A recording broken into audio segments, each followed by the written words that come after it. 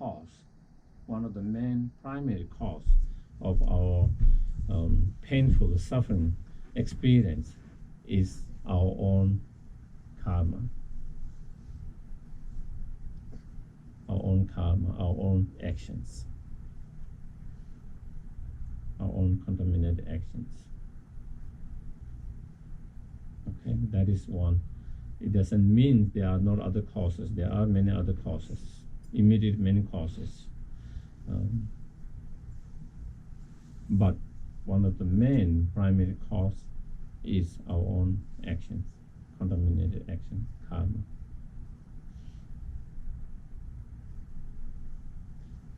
So when there is no more that karmic potential, then even you are met with all other external conditions, you will not have that painful experience, painful and suffering experience. But when you have that potential, karmic potential, and when other causes come together they produce that painful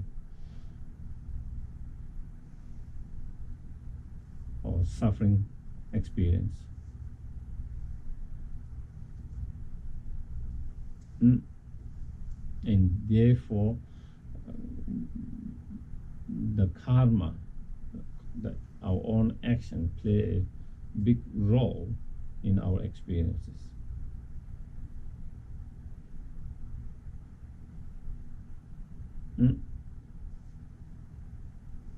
So when there is no more that potential, it's like, for any seed to grow into the plant, you need so many cause and conditions. It's not just one cause and conditions, If you try to really find, maybe there are hundreds and thousands of cause and conditions, even though there are some primary we can kind of focus on,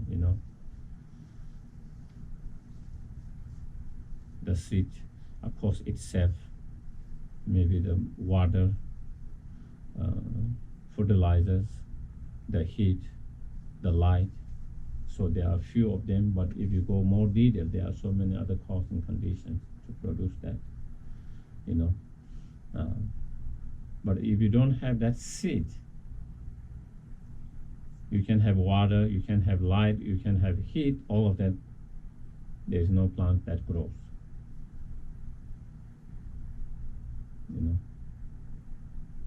Same way, when we don't have karmic potential, that is like the seed.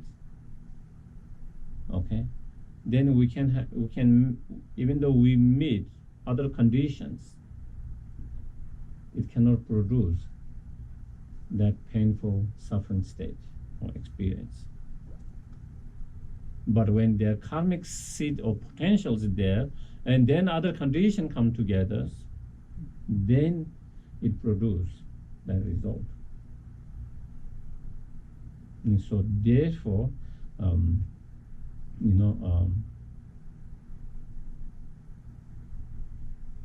when there is no karmic seed or potential there,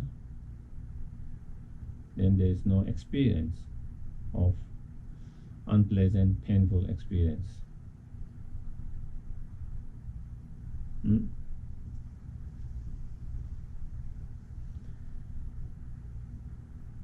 the way to stop that karmic potential or the karmic seed is by stopping the delusions.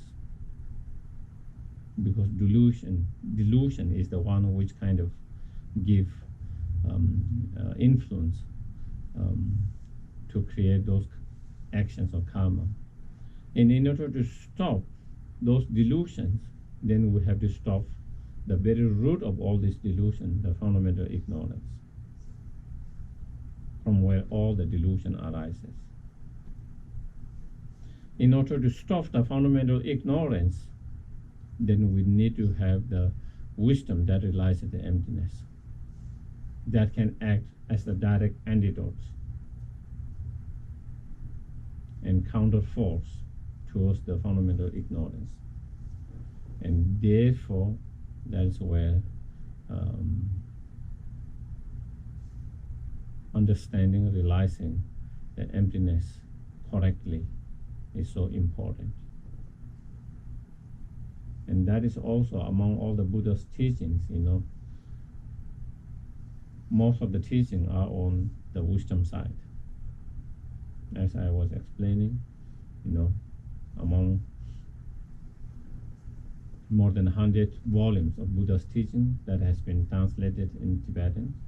Probably there might have been more which have not been translated and lost. But even just among the Buddha's teaching that has been translated in Tibetan language, there are more than 100 volumes, and concerning different subjects. But most of the volume is concerning the wisdom part, the emptiness part. And because that is the key. Having the wisdom that realizes emptiness is the key, whether we are following individual liberations, towards individual liberation, or whether we are trying to follow the Bodhisattva path to achieve enlightenment for the benefit of all sentient beings.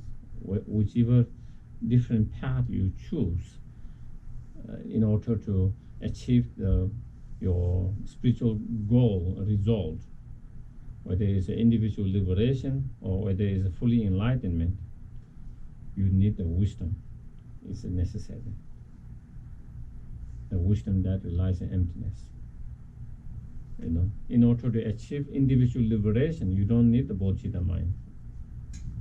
It's not necessary. But the wisdom that relies on emptiness is necessary for the both path.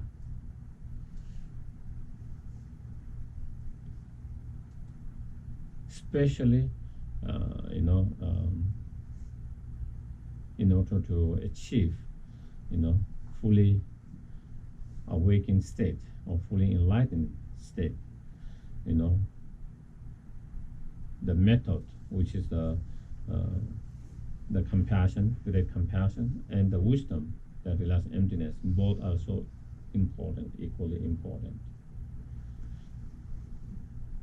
And therefore, in one of the sutras, it is explained, wisdom without compassion is bondage, but wisdom with compassion is liberation. Compassion without wisdom is bondage, but compassion with wisdom is a liberation. So basically explaining how both are equally so important. And one of the great Indian master scholars, Chandrakirti,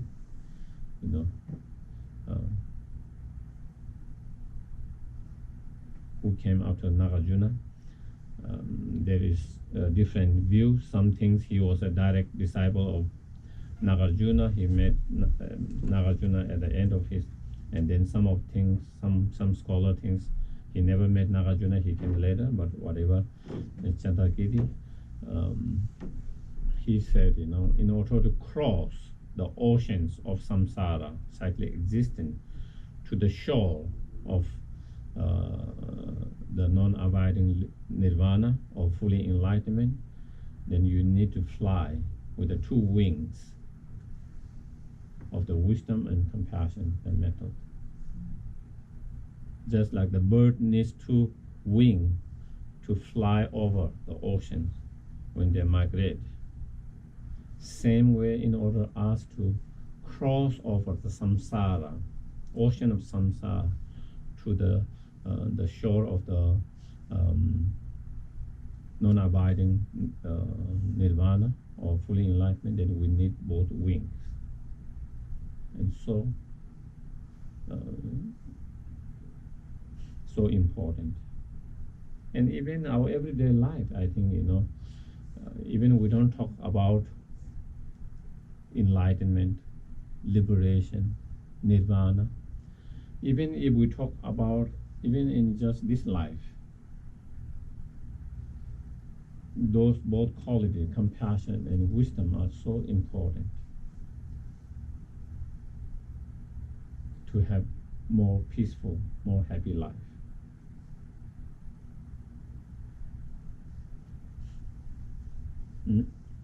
It's very important, and also it's so important to be more beneficial to others, to be more service to others, help to others, to the society, to have those qualities, both qualities,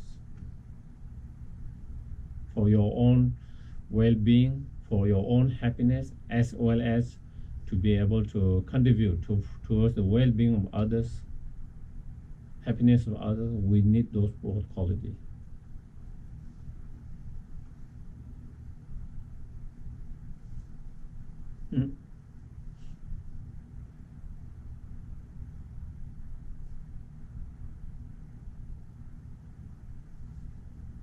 And so yeah. So we're talking also we need that in order to overcome that fundamental ignorance, then we need wisdom.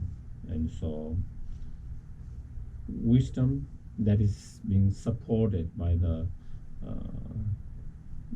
compassion and the bodhicitta. And so that is this is the main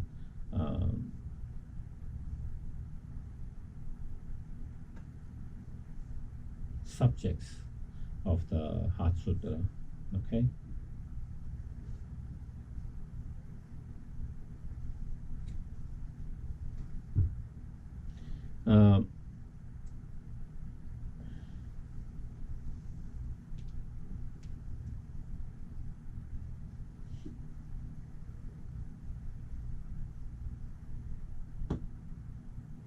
So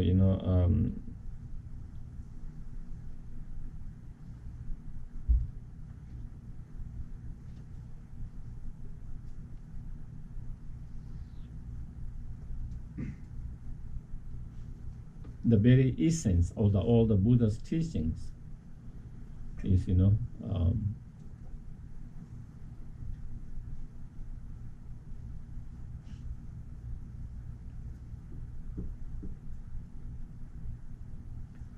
guide the sentient beings towards their highest potential, the fully awakened state. And in order for the sentient beings, for them to able to achieve, their high potentials,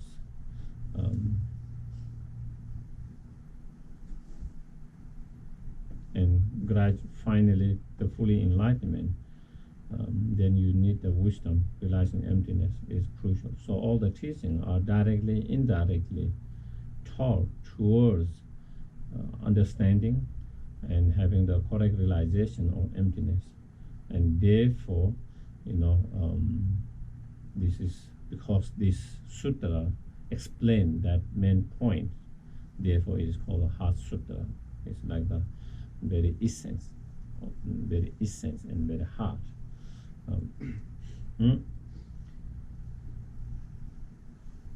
So first, paying homage, I prostrate to the archetypal gems, the Buddha Dhamma Sangha. So paying homage to the Buddha Dhamma Sangha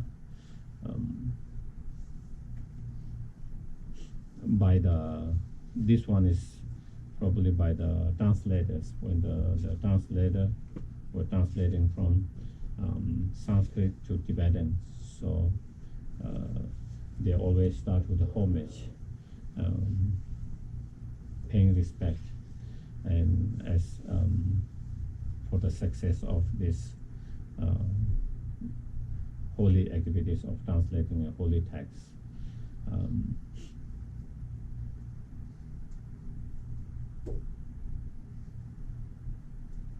And the Tibetan translations are, you can rely on quite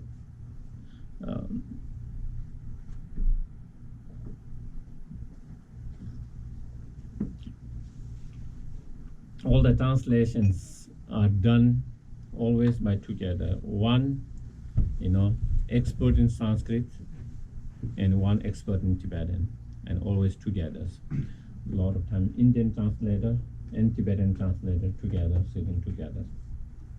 So anyway, just to give how it was translated, they always had, you always at the end, you always see it is translated by an Indian translator and Tibetan translator together, all the, to be more accurate. And so that because due to different culture and there's sometimes language that we can have misunderstanding in some cases, so not to have that. So again, all the sutras was compiled in terms of writing much more later after Buddha passed away. It wasn't written at the Buddha's time. Okay. After Buddha passed away, then the disciples come together. Now what to do? Our teacher is no more there. And how can we preserve? How can we preserve all these precious teachings that he has shared, that he has given? And so they had the post-Buddhist council, and then 1500 arhat come together and they share. At the very beginning, again, even when they were sharing, it was not reading. They were reciting with their memories. And it was 500 arhat with the extreme level of realizations. And then checking whether what I heard and what you heard is same or not, comparing that and all of that. So that is how and slowly they compile and they started writing. So therefore, that is where you start, all the sutras start, thus did I hear one time. So they were coming together, okay? And so after Buddha's passed away, Mahakashapa was one of the most elder arhat, and he became like the what you call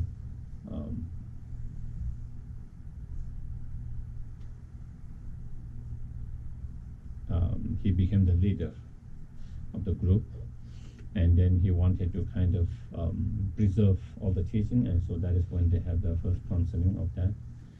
And in some stories, it shows, they needed 500 arhat, not just disciples of the Buddhas who have heard, but arhat, very high, those who are free from all the delusions and defilement, who have make a huge spiritual progress, But they needed Ananda, because Ananda was the Buddha's attendant and cousin, and he was attendant 25 years until Buddha passed away. And he hasn't missed Buddha's teaching almost, except for one summer. And so he needed to be there, but at that time he was not arhat. He wasn't arhat at that time. He needed, but they all had to be arhat, and he wasn't arhat. And so it says, but Mahakashapa saw potential to Ananda that he could achieve arhat very quickly, because he have already achieved certain level of realizations, even though he is not their final realization, he didn't have. But there was and so, in order to make his renunciation more strongly, more stronger, and that he could make stronger progress. So then they started to came in and then said, everything that he did wrong.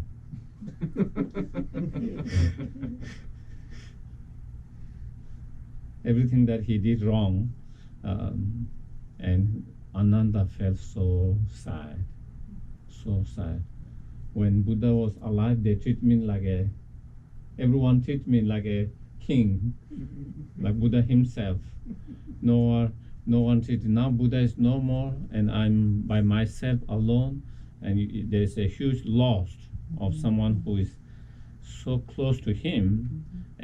And then that everyone started to point all the mistake, all the problems that he had done, And he felt so strong about the samsara, how samsara is like that, how unreliable samsara is,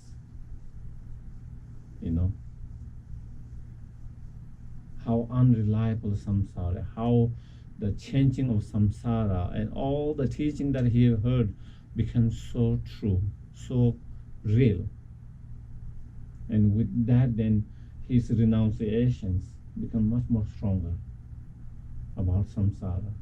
Driven by that strong renunciations and having many other, all the teaching and tools and skills, then he was able to achieve, the arhat very quickly.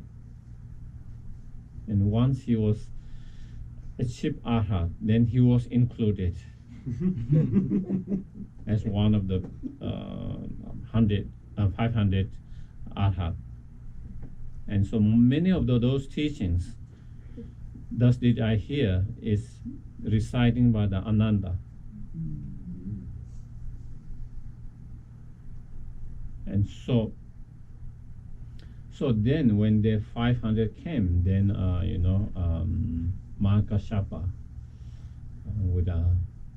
when he reflect and contemplate on gathering together in order to preserve all the Buddha's teachings, remembering all the teaching and the kindness of the Buddha, tears running with the sadness, devotions, appreciations, all different emotions, and hand-folded request Ananda to share what you have heard. And same way, Ananda going through similar emotions of sadness, of appreciation, gratitude, all of that, and then he start, thus did I hear the one time.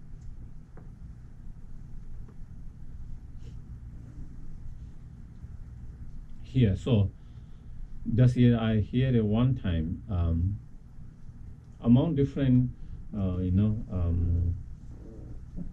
commentaries, they are slightly different. Who is the one, thus did I'm hearing it,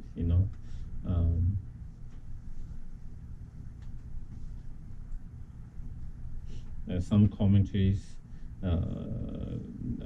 says is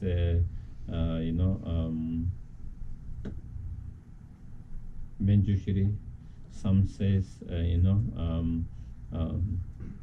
Vajrapani, but in human form is most likely Ananda. And the reason why it is not Ananda, according to some commentator, is because this is a Mahayana teachings, and Ananda is normally not associated with the Mahayana. He's associated as an arhat.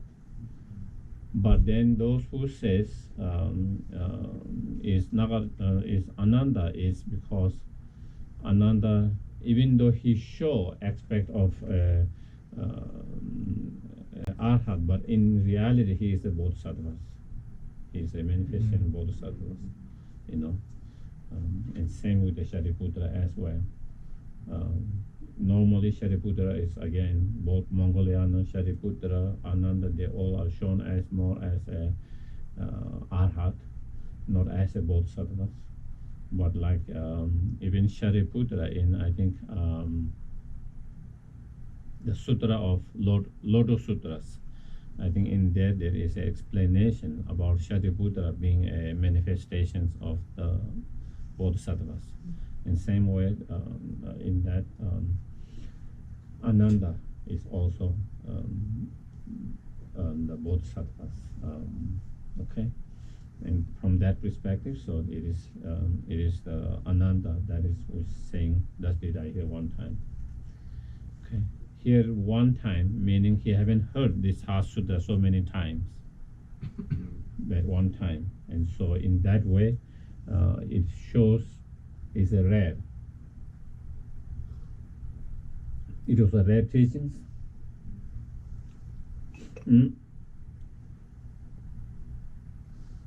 The Bhagavan was dwelling, and so so here Bhagavan referring to the Buddha, you know.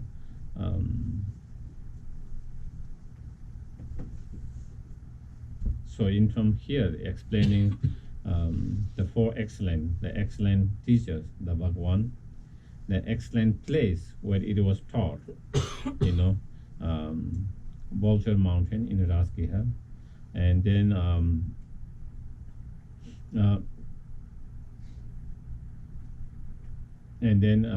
excellent audience or disciples of the great community of monks and the bodhisattvas, and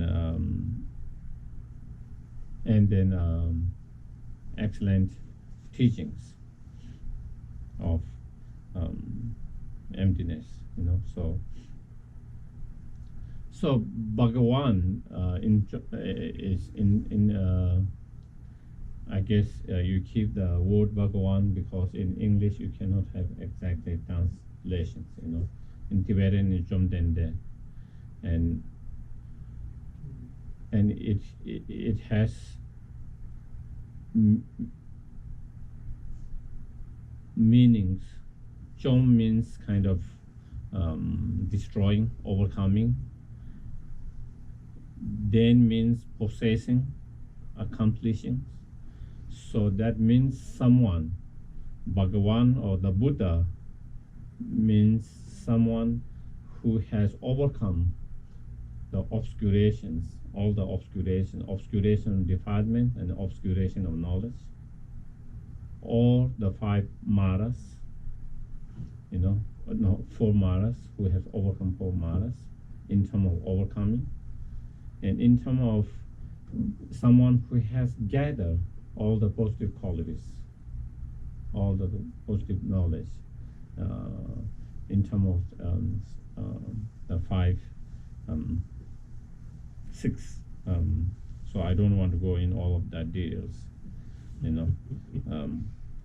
So it's Ananda explaining that Bhagavan, the Buddha, was staying or dwelling on the mass of the Vulture's Mountain in Rasgihar. Rasgihar is a once town. Okay, it used to be the capital of one of the king at that time, and so not so far away from that, on the mountain, there's called the Vulture Mountain. And those who, if you have been to India on pilgrimage, probably you have seen that. Okay, the Vulture Mountains. That is where the reason why it is called Vulture Mountain is because there is a rock which shape look like a vulture's head, and so therefore it's called Vulture Mountains. And they are slightly different. According to a different committee, there might be slightly different why it is called Vulture Mountain. But anyway, and it is the place. It was there the Buddha gave their teaching, and within the audience at that time, there was a great community of monks. So great here meaning many, monks, and monks, many arhats, and also hopefully not arhat, many monks. And not only the monks, also there is a many great community of lay practitioners, bodhisattvas. So in terms of the monks, you can see Ananda was there, Shariputra was there. Shariputra was asking the questions. In terms of lay bodhisattvas, you can see Avalokiteshvara was the answering the questions. He was the bodhisattvas, and many other bodhisattvas in human form, non-human forms. So that at that time, you know, while they have all gathered there, that place, the Bhagwan was observed in the concentration category of phenomena for profound perceptions. So, for the audience, they observed the Buddha was observing in the meditative concentrations. And it is said, for the Buddhas, the fully enlightenment, he can function both meditative equipoise and post-meditative equipoise, or post-meditation, same time equally. Buddha is always in meditative equipoise. At the same time, always in a post-meditative equipoise. That is the only Buddha's qualities. Even the high Bodhisattva and Arhat cannot be in same in that way. Even though that was the case, but here, even though Buddha is always in concentrations, meditative concentration, but here he showed the aspect of in a meditative concentration, going into the meditative concentration, and that is what they observe. Okay. And this particular concentration, what he is meditating on, is a category of phenomena of profound perceptions. And so, profound here meaning to the emptiness, okay? And perception is the wisdom that realizes the emptiness. So he was totally into that concentration of the wisdom, wisdom realizing the emptiness in that, okay? And emptiness is normally known as profound, as in one of the sutras, Buddha said, is something that cannot be described exactly by words and concept, the way you experience it directly. It is just like, if you have to explain, it's nothing profound like this, but just to give a small example, sugar, or sweet. If someone had to explain what it tastes like sweet, unless someone really tastes it, it's hard to describe what exactly. You can describe close, but in order to really understand what really it tastes like, you have to experience. And similarly, emptiness, when someone experiences it directly, that kind of experience of that emptiness, and that cannot be described truly, exactly, truly, fully by word and conceptions. And so therefore, that is why it's profound, okay? And so therefore you often see this word profound with the emptiness. So while Buddha was in that concentrations, meditative concentrations on the wisdom that relies on emptiness, also at that time, at the same time, the Bodhisattvas, Mahasattva, Arya Avalokiteshvara. So the Bodhisattva Avalokiteshvara is the, sometimes is the in Tibetan Cheresik and Buddha of compassion. And Buddha of compassion have many forms, as you see, and sometimes it comes in a Bodhisattva form, especially when it is around Buddha, and sometimes it's in the form of the Buddhas, and so here in the form of Bodhisattvas as an audience of the Buddha. And so and Bodhisattvas are those who have Bodhisattva means someone who have actualized the bodhicitta mind, okay? And anyone know, is anyone here who doesn't know what bodhicitta is? Probably you all heard about what bodhicitta is. Induced by great loving kindness and compassion, the strong wish to achieve fully enlightenment so that you can be most benefit to all sentient beings. and that mind, that inspiration, that wish, that mind, the wish to achieve your highest potential, fully awakened state, so that you can be greatest help and benefit to all sentient beings. That is induced by great compassion and loving kindness. Is called Bodhicitta mind. And when that mind is actualized effortlessly, okay, effortlessly, spontaneous, naturally, day and night, then you have actualized the true Bodhicitta mind, and you become Bodhisattva. Whoever that is the Bodhisattva. And to have that Bodhicitta realization and to become, you need to have that not just one day and with effort, but effortlessly all the time, naturally. Just like we have that, we are good at that with delusion at the moment. Okay, 24 hours, effortless, spontaneous. On the other hand, the good qualities can be also same way through training and practice. Loving kindness, compassion, bodhicitta, all of them can. At the moment, it's very difficult for us, even with the effort when we try to practice, when we try to meditate. It's not easy. But with the practice, with the training, and with familiarity, then it becomes more and more easier. Required less and less effort.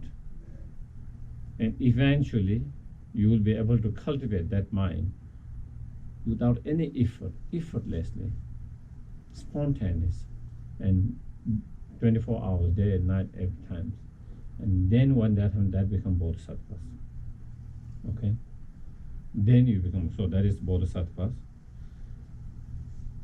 And Mahasattva, here Maha means great. And Mahasattva, in some comment, there are again slightly different commentaries that you can see. And in some, Maha, because you are trying to achieve the fully enlightenment, the highest enlightenment, for on your own high purpose.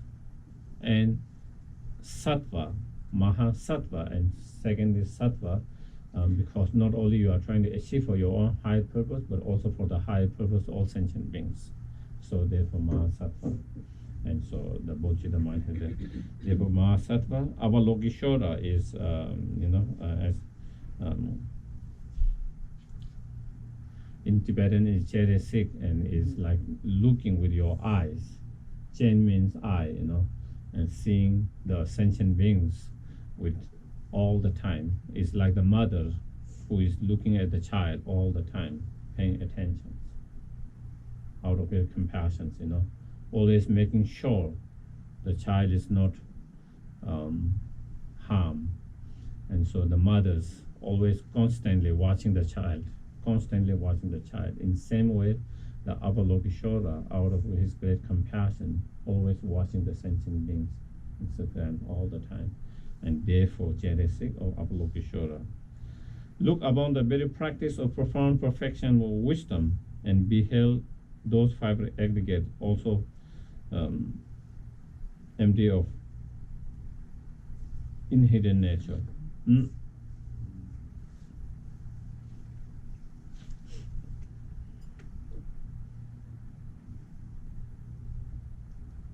So then, Avalokiteshvara also went in the meditative concentrations on again the perfection of wisdom, the wisdom that relies on emptiness,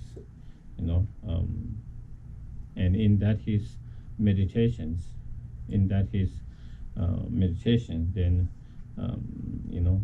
saw all the five aggregates are empty of inherent nature. So the five aggregates, as you can see later coming, form, feeling, discrimination, mind, compositional factors, and consciousness. Those are the five aggregates. So not only each of one aggregates are empty of inherent nature, but all five aggregates also are empty of inherent nature. Or in some other commentary, when you say also, it includes not only the five aggregate but also the 12 senses and 18 elements. They are not only they are the 12 sense faculties, and 18 elements are empty of inherent nature. Also, the five aggregates also are empty of inherent nature. So, so he saw that in his meditation, and saw that, and then contemplating on that. And we'll come more on that, as we go further. And we'll discuss more on that, what it means, empty of inherent nature, and what emptiness means, even though we discussed a little bit yesterday. So,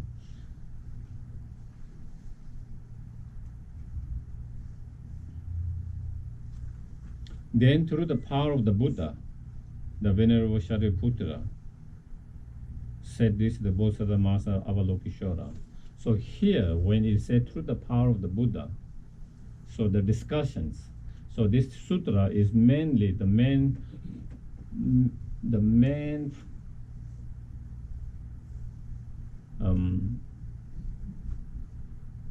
of this sutra is a discussion between Avalokiteshvara and Shariputra. Shariputra asking the questions and Avalokiteshvara giving the answer. The main point of the sutra. And so when Shariputra started the discussions, so discussion was started not by himself, but through the power of the Buddha, blessed by the Buddha to start. So Buddha kind of blessed and inspired him. Okay, the Buddha kind of, by Buddha him going into the meditative concentration, through that, then he blessed the Shariputra as well as Avalokiteshvara, to have these discussions. So indirectly, it is the Buddha who is doing that. So Buddha blessed them, inspired them to engage in that discussion. So that is why, through the power of the Buddhas,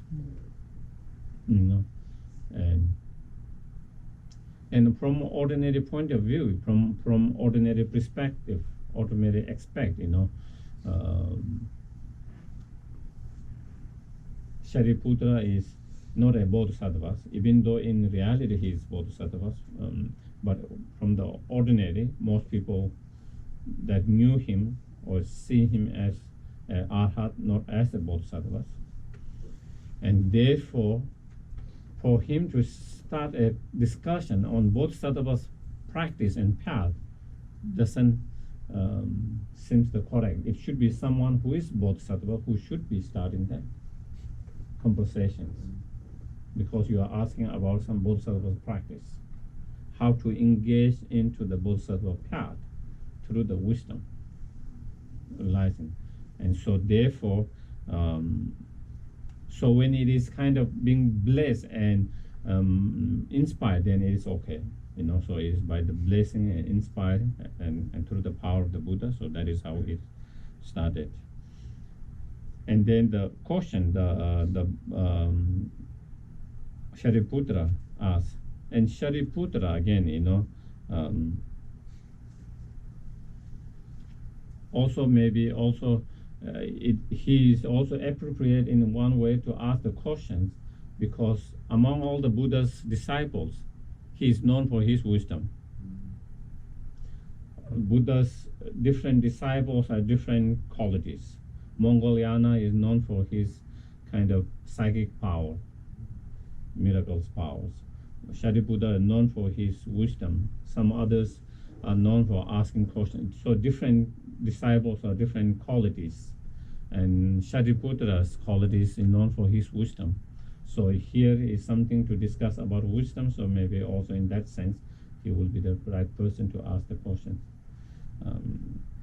And Shariputra, Putra, Shari, Putra means, son, Putra. And it is said his mother's name was Sharika, the son of Shari. So it is not his real name, but he was known as that. Sometimes you get name, and because of from mother's side. So it is known the son of the Sharika, Shari and Shariputra. So and the questions are, how should any son of the lineage train who wish to practice the activities of profound perfection of wisdom? So here Shariputra is asking, any sons, any disciples, any persons, who want to practice the perfection of wisdom, who desire and who wish to practice the perfection of wisdom, how should they train? How should they practice? Asking that question. The lineage here, the son of the lineage. Lineage here means, the Mahayana lineage. And Mahayana lineage means someone who has actualized the great compassions. Someone who has already actualized great compassion, even though they are not bodhisattva at the moment, doesn't have to be bodhisattva, but someone who has actualized the great compassions. Okay? And so that is someone who has great compassion, someone who is very inspired to engage in the Mahayana path, Bodhisattva's path, and who wish to engage in the practice of perfection of wisdom on that path. How should he or she should practice? So that is the question. And then I want to make a little bit clarity on the perfection of wisdom. Just some of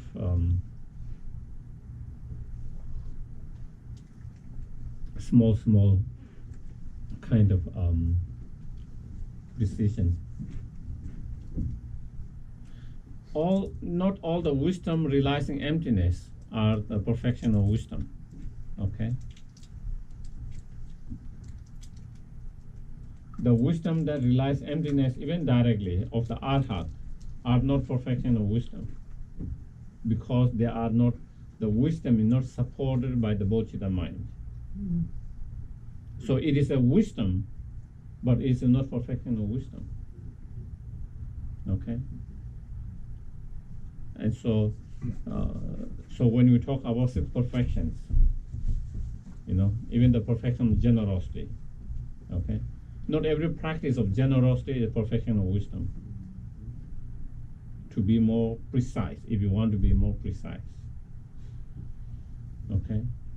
But the practice of generosity that has been supported by the wisdom and bodhicitta mind become the practice of generosity. Otherwise, it becomes practice of generosity, but not perfection of generosity. Okay? And when the practice is supported by the ultimate bodhicitta mind, then that becomes perfections. Okay? Whatever that perfections of any practice. And in order for that perfections, the wisdom to go for the perfection of wisdom to be there, then it has to be supported by the bodhicitta mind.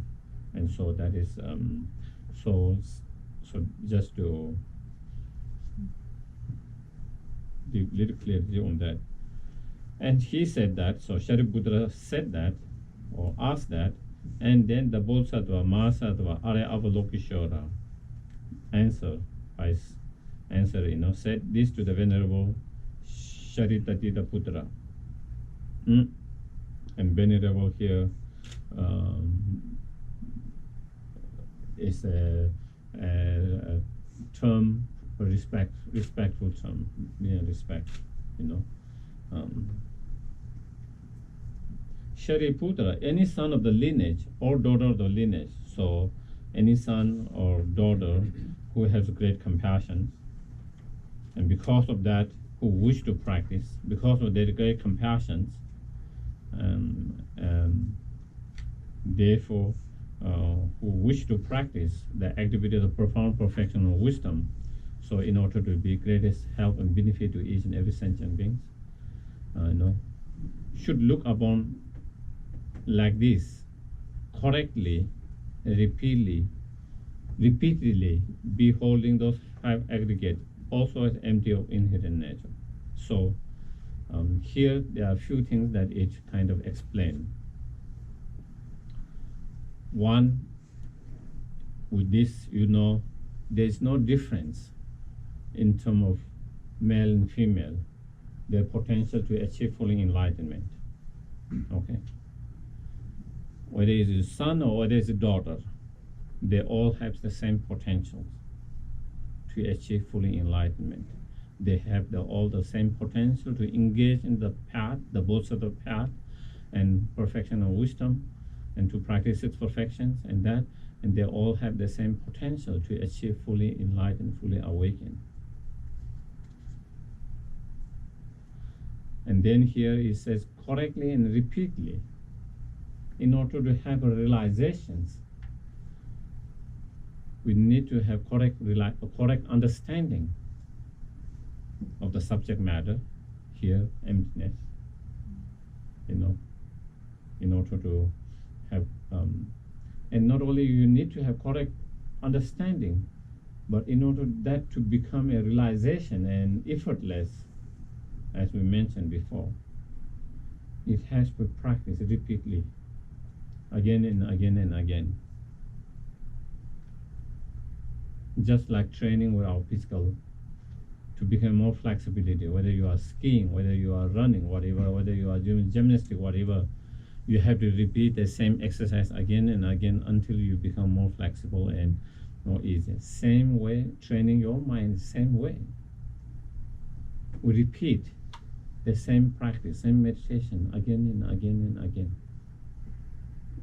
Again and again and again, repeatedly, until it becomes more and more natural, more and more spontaneous. And then until it become required less and less effort. Okay? And so what should be correctly and repeatedly meditated on, and what should be correctly and repeatedly meditated on is by seeing those five aggregates also empty of inherent nature, by seeing the emptiness of five aggregates. So here the also as empty of inherent nature.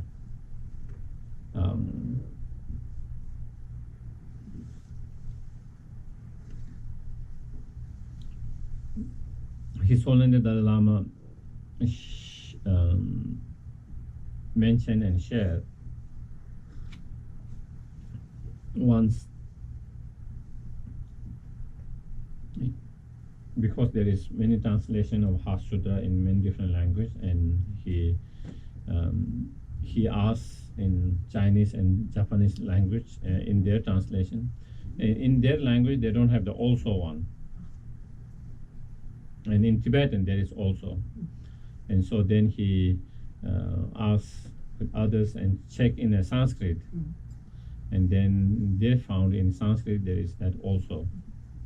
And so maybe in other translation there was that one word missing. And it has a very profound meaning, So here, what it means, not only the self of the person, the self of the person is empty of inherent nature, but also the basis to which self is imputed, the aggregates of that the person is also empty of inherent nature. So in that way, it explains both selflessness of person and phenomena, or emptiness of persons and phenomena. Okay, so not only the persons which is being imputed on the basis of the person's aggregates is empty of inherent nature or is selflessness, but also the very basis to which the person is imputed, even that the aggregates of that person is also empty of inherent nature.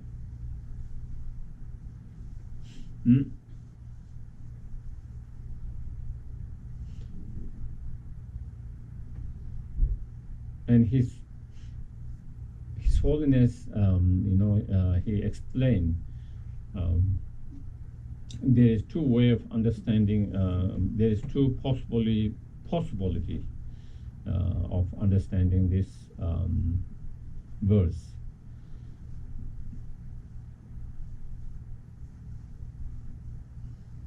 In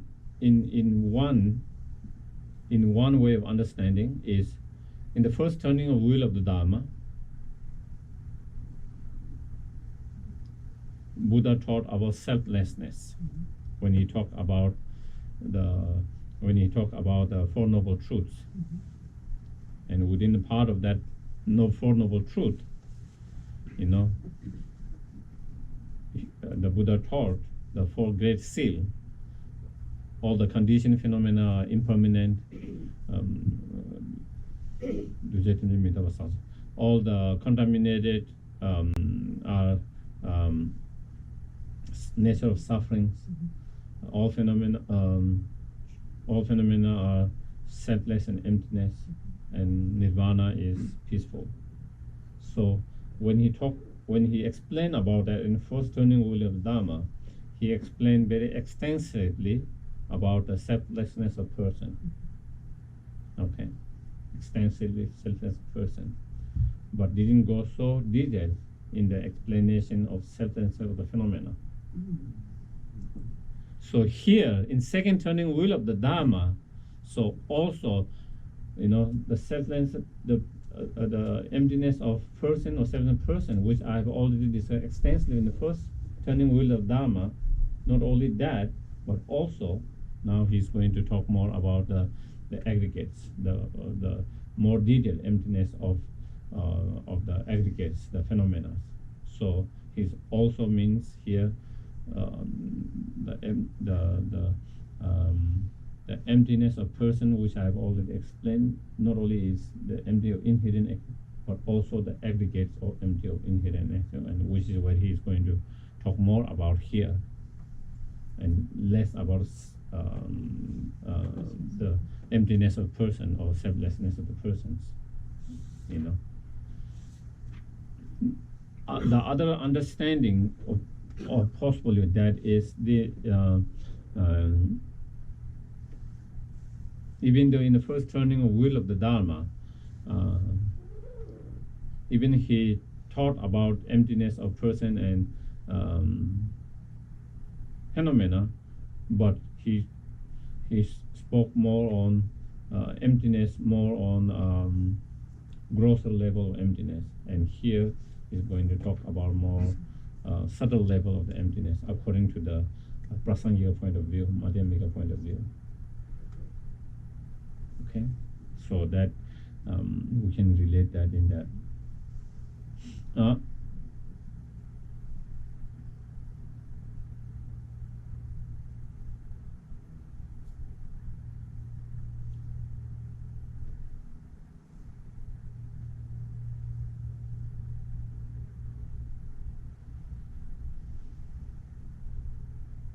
So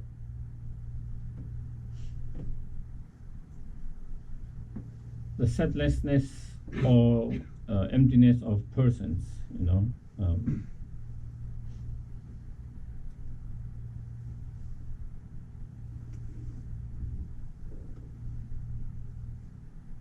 of course there is a so-called the self or person or I, on conventional levels, on the relative level, there's a self which functions, which experience suffering, happiness, the self which comes, goes,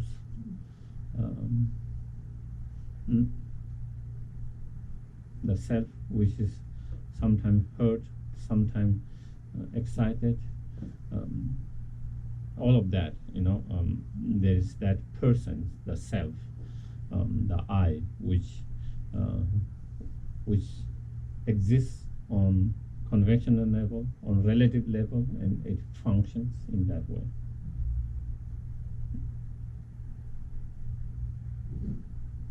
But not being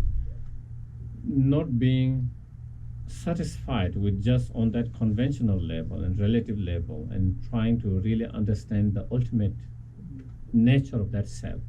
What is that self? Where is that self, and what is that self? If you want to go more deeper level, more profound level, and trying to find the more ultimate level, and then if you try to analyze with that kind of ultimate analysis, there could be conventional analysis and ultimate analysis. Okay? Conventional analysis will be, am I a Geshe Sherab or am I a John? Or am I a monk, or am I a lay person?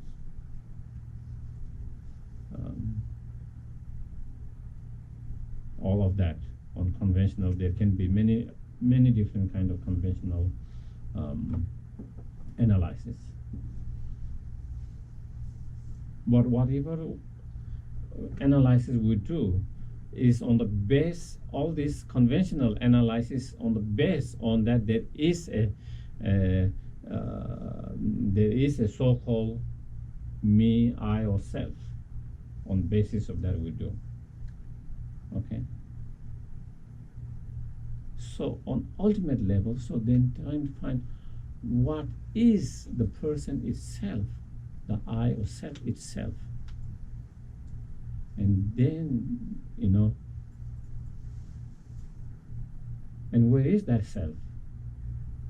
Is it outside of my aggregate, or is it within my aggregate?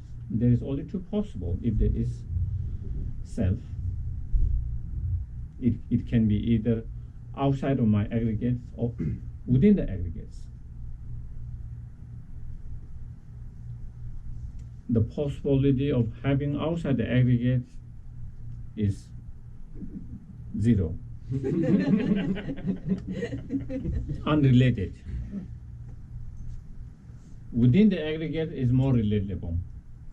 When my body gets sick, I feel I'm sick.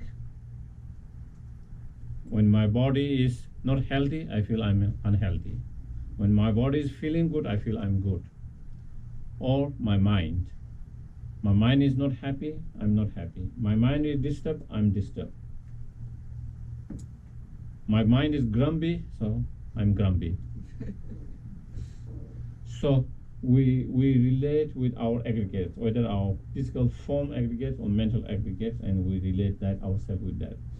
Whereas, when the book is here, I don't feel when book is something damaged, something good happening, I don't feel something happening to me. Outside of my aggregate, I don't feel that way. Something happening to me, good way or bad way. And so therefore, and if we try to find outside of our aggregate, anywhere, in any object, in anywhere, we cannot pinpoint and say, this is the I self, it is here. The most possibility of finding the I is within our aggregates. As I mentioned with all these examples, we feel very related, how we relate ourselves with our body and our mind.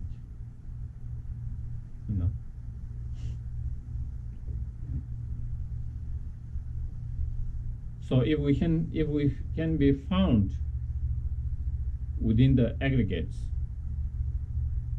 with kind of ultimate analysis, either it had to find within our physical aggregates or our mental aggregates. Okay, in short, in 5 aggregates, but if 4 of the aggregates are mental aggregates, the feeling, discriminating mind, the conventional factors, and consciousness, they all are mental factors. So we can analyze in 2 ways. If it can be found within our aggregates, it can be found within our either in physical aggregates or mental aggregates. And it can be found within our physical aggregates, as Nagarjuna said in his precious garland, doing the analysis, whether the self is any of the 5 or 6 elements within your body, within your physical body and the mind. Doing that analysis, and similar kind of analysis you find in another Indian Shantideva's writing in chapter 9, Gayatri Bosa's Way of Life. He also did do similar kind of analysis, with going through each part of the different organs and different type that. And so if we try to do that kind of analysis, is my head, it's my skeleton, my skull, me? No. Is my brain me? Is my eye? Is my nose? Is my mouth? Is my tongue? Is my teeth me? Is my neck is my shoulder me? My hand, each of my fingers? And if you go through that, each of the organs, lung, heart, kidneys, and all stomach, and all inside. If you go slowly, if you can, if that is that, or if you can locate in them,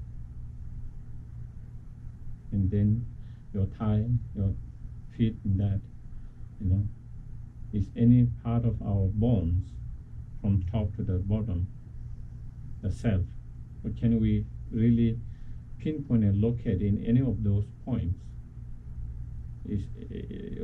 Can we see any part of the skin, any part of the flesh, any part of the muscles, any part of the vein? If you would all, you can go small details in each part of that body and see whether any of them, any part of them is what we call me, self, I, whether you can locate there or not. If we do that analysis, then we cannot pinpoint. We cannot locate, pinpoint and say this is it, or here is the me.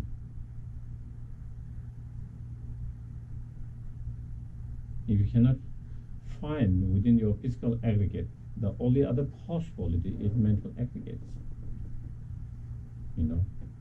As we said, if we can within our aggregates. And again, even you within the mental aggregate, if you do the same analysis, what is this mental aggregates? Mind, whatever mind it is.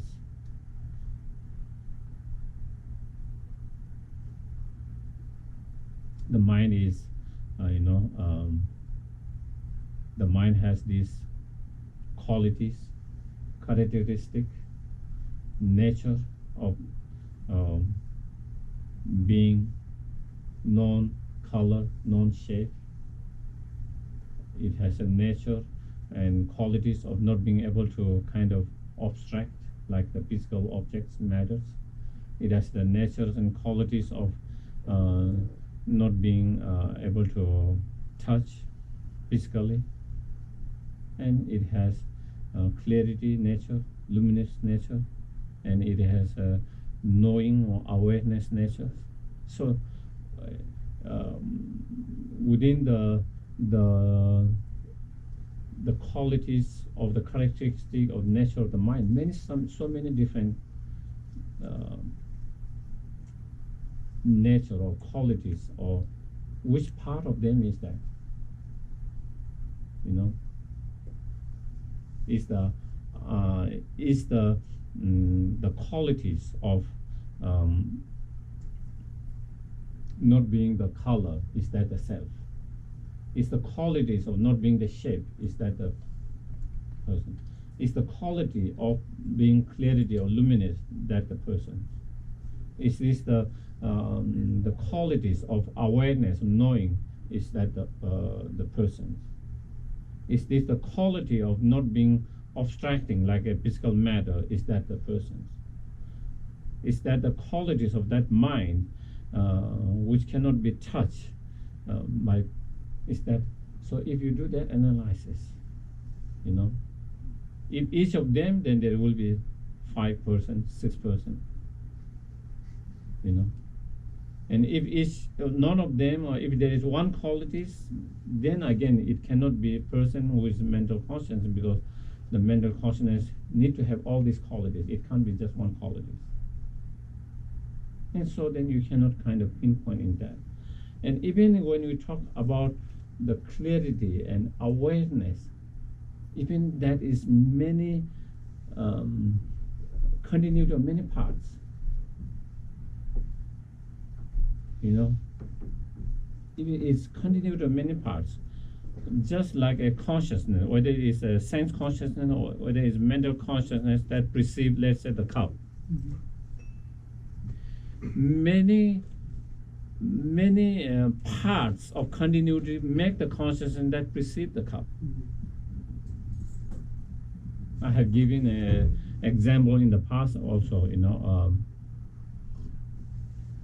that helped me to understand, because consciousness is kind of non-physical. Sometimes we cannot see it. It's difficult to really understand. But then when I went to a recording studio, you know, many years ago,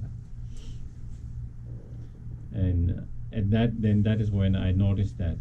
So if I have to say one, whatever word sound, you know, there were so many words break up. I don't know how many like that, you know, so many that parts that make the sound you know. When you hear it, it seems just one sound, isn't it? But if you really go with the technologies and the breakdown, so many parts that make that, so many sounds of that part that make that sound, one sound. Same way the consciousness, whether it is a perception or is sense perception or mental perceptions, even though it is one perception that that is aware of the object, but it's just like that are many parts that coming together make that. So is this part, and if you break into all these different parts, if each of those parts is, then there are too many persons. And if it's none of that, then where is it? And if you do that again, you cannot kind of really pinpoint and say within the mental consciousness. And even when we talk about continuity, you know, of consciousness, mental consciousness,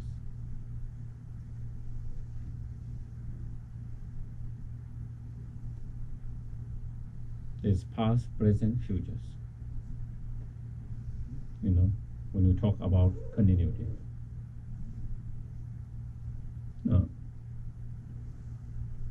Past is gone. Okay? It's no more in the moment. Futures the first moment of consciousness, the first moment of consciousness has ceased. The third moment of consciousness is yet to arise as in a luminous and awareness nature. The second consciousness, which is in the present, the moment the consciousness arises, that very moment is ceased. So then you cannot even pinpoint, even within the continuity. So then, if you do that kind of analysis, that kind of ultimate analysis, with that kind of ultimate analysis in that way, then also you cannot pinpoint and locate and find even within the mental consciousness.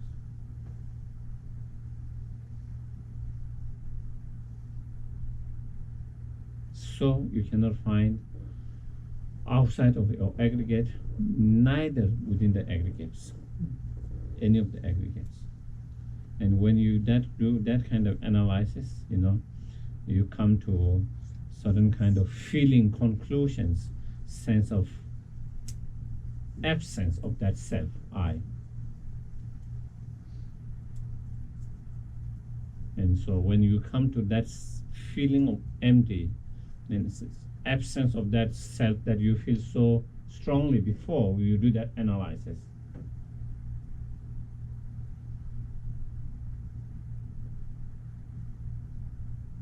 When you come to that kind of, with that analysis, then there's sense of, empty of that self, and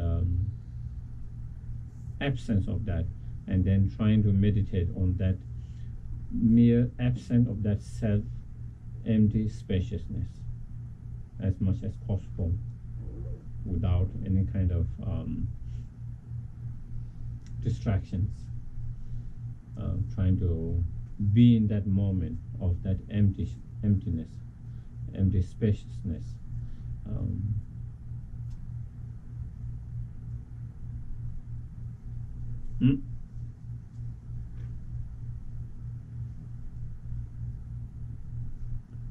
If something is inherently existence and ultimately existence, then when you do that kind of ultimate analysis, you should be found.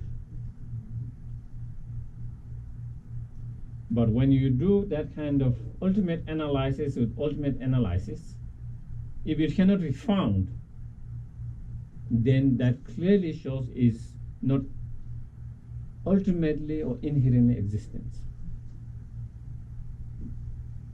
But that does not negate relatively existence. Okay? Through relative analysis, if you cannot find it, then you can say it does not exist relatively, even when you do the relative analysis, conventional analysis. But this kind of analysis is something not a relative or ultimate conventional analysis, but it's ultimate analysis. So something when you do with ultimate analysis and you cannot be found with that kind of ultimate analysis, it's clear that it does not exist ultimately or inherently. But that does not negate the relative existence or conventional existence. And I think we will talk more about that.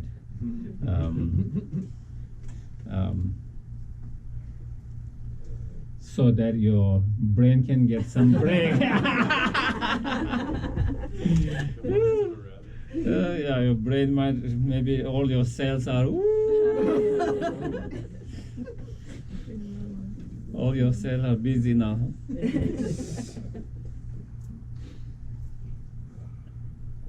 Confused what is going on.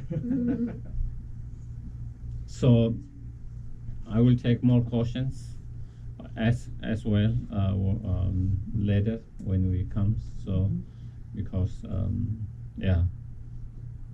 before I take question, maybe I will explain a little bit the next step, and then after that, then maybe so that the caution doesn't come before something which I'm going to explain anyway. Okay, so we'll have a lunch break. Yeah.